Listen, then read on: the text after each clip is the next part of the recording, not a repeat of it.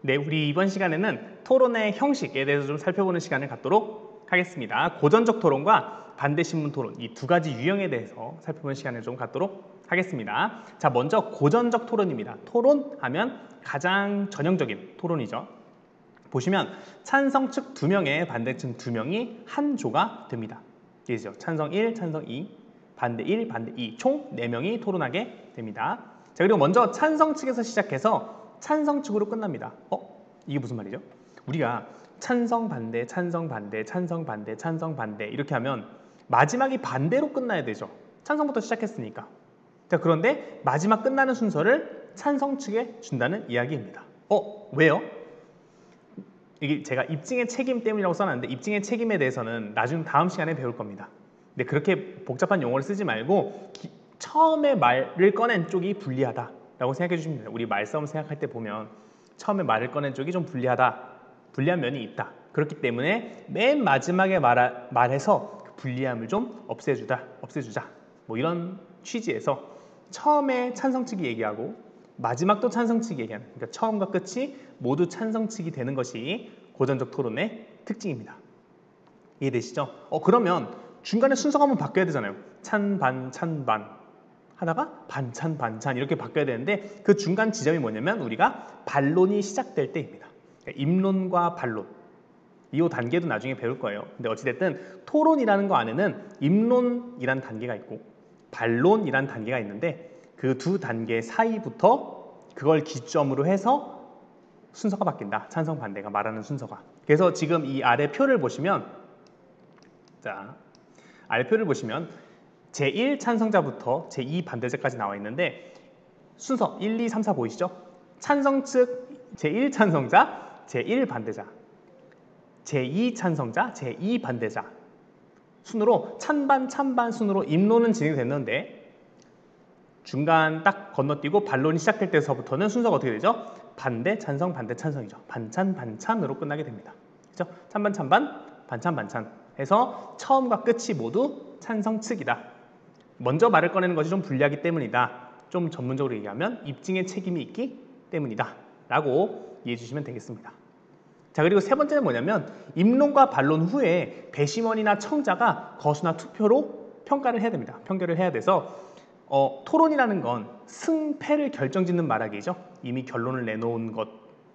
찬성 측과 반대 측이 나름의 결론을 내놨는데 그걸 가지고 더 옳다, 상대방이 부당하다라는 걸 증명하는 말하기였기 때문에 제3자가 반드시 투표를 해줘야 됩니다. 심사자가 있어야겠죠. 아무튼 그래서 토론이 이렇게 진행된다. 입론, 반론, 그리고 거수나 투표로 평가를 내리는 단계가 있다. 라는 거 알아두시면 되겠습니다. 지금까지 했던 게 고전적 토론이고요. 이 고전적 토론에 하나 단계가 더 추가된 게 바로 반대신문 단계입니다. 자, 반대신문이라는 단계가 추가돼서 반대신문 토론이라고 하는 거거든요. 반대신문이 뭐냐면 상대방에게 질문을 해서 상대방의 논지를 반박하는 겁니다. 예를 들어서 찬성 측 1이 이제 말을 하는 거예요. 저는 이렇게 생각합니다. 그러면 이제 반대신문하는 반대측이죠. 상대측이 반대신문, 질문을 하는 겁니다. 정말 그 근거가 그런가요? 제가 찾아본 바에 의하면 그 근거보다 더 최신 자료는 이렇게 설명하고 있습니다. 맞나요? 막 이런 것들을 질문하는 단계죠. 자, 근데 그 단계가 되려면 일단 그 단계를 맞게 순서를 넣어야 되는데 반대신문은 보면 알겠지만 고전적 토론의 여기 두 번째 줄 보이시죠? 고전적 토론의 입론 단계에서 바로 앞 토론자에 대해서 질문을 하는 겁니다. 그러니까 순서는 기본적으로 고전적 토론이랑 똑같아요. 반대신문 토론도 보시면 알겠지만 찬반, 반찬의 순서대로 되어 있죠. 표는 그대로 가져왔습니다. 자, 그럼 이제 반대신문 단계라는 건 어떻게 들어가는지 좀 보도록 합시다. 자, 먼저 1 찬성자가 말을 했어요. 저는 이렇게 생각합니다 라고 하면 그 다음번 말할 사람은 제1 반대자잖아요. 그 다음번 말할 사람 말고 이 사람은 바로 연달아 얘기해야 되니까 말하지 않는 제2 반대자가 먼저 1 입론에 대해서 반대신문을 합니다. 정말 그런가요? 라고 반대신문을 하게 되죠. 자, 그 다음에 제1 반대자가 입론을 합니다. 자, 그러면 그 다음에 제2 찬성자가 발언을 해야겠죠? 그러면 제2 찬성자가 발언을 해야 되니까 말하지 않는 제1 찬성자가 두 번째 입론에 대해서 반대신문을 합니다. 제2 입론 반대 신문이 끝나고 나서 제2 찬성자가 이야기를 하면 세 번째 입론이죠. 세 번째 입론이 끝나면 세 번째 입론에 대해서 제1 반대자가 반대 신문을 하겠죠. 왜요? 그 다음 제2 반대자는 네 번째 입론을 해야 되니까 그 다음번 말하는 사람 말고 다른 사람이 반대 신문을 해주는 거죠. 그렇죠? 이렇게 타당합니까? 라고. 자, 그러면 제2 반대자 입론이 끝나고 나면 이제 한 명밖에 안 남았죠.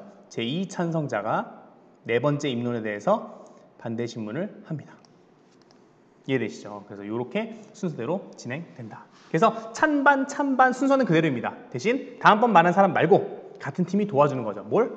반대 신문을. 반대 신문이 뭔데요? 상대방에게 질문을 하는 거예요. 방금 당신이 입론한 내용이 정말 그러냐? 라고 공격하는 거죠. 논리적인 허점을 파헤치는 겁니다. 반대 신문에 대해서 나중에 다시 한번 자세히 할게요. 어쨌든 질문하는 시간이 있다.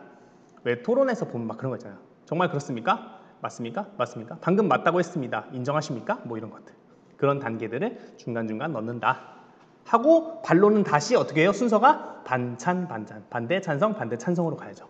찬성으로 시작하고 찬성으로 끝나야 됩니다. 왜? 입증의 책임이라는 게 있어서. 먼저 쟁점을 꺼내는 것이 분리해서 마지막에 좀 보완해 주는 것이다 라고 생각해 주시면 되겠습니다. 그리고 토론을 진행하다 보면 협의 시간이라 그래서 수기 시간을 가질 수 있습니다. 그러니까 작전 타임이죠. 자, 근데 작전 타임은 아무 때나 다 쓸 수 있어요. 내가 쓰면 상대방도 쓸 수 있죠. 그렇죠? 스포츠랑 비슷합니다. 자, 그런데 마지막 반론 앞에서는 쓸 수가 없어요. 왜? 그러면 나만 갔잖아. 협의 시간. 상대방은 이미 발언 기회가 다 끝났는데. 그렇죠? 그렇게 하면 안 되니까 마지막 반론에서는 쓸 수가 없다. 근데 그거 제외하고서는 아무 때나 쓸 수 있습니다. 이해되시죠? 상대가 요청하면 우리 쪽도 쉬는 겁니다. 자, 토론이 그러면은 뭐 고전적 토론이랑 반대 신문식 토론만 있느냐라고 하면 그렇지는 않습니다. 뭐 칼퍼퍼 토론, 의회식 토론, 링컨 더글라스 토론, 뭐 공공포럼 토론 이런 것 다양한 토론 양식들이 많은데 전공하고 싶으시면 국어 전공하시면 됩니다. 이해되시죠? 그 중고등학교 국어 과목 또는 화법, 듣기 말하기와 관련된 영역 안에서는 우리가 고전적 토론과 반대 신문식 토론만 사용한다.